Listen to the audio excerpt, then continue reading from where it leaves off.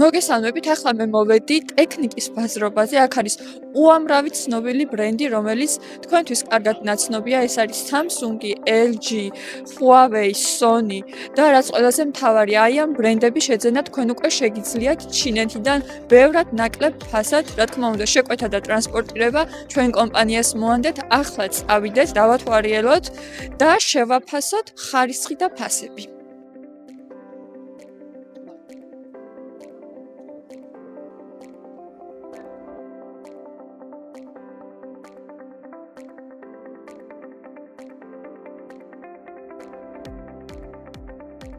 ესე იგი, ეს სარეცხის მანქანა იდეალური არის.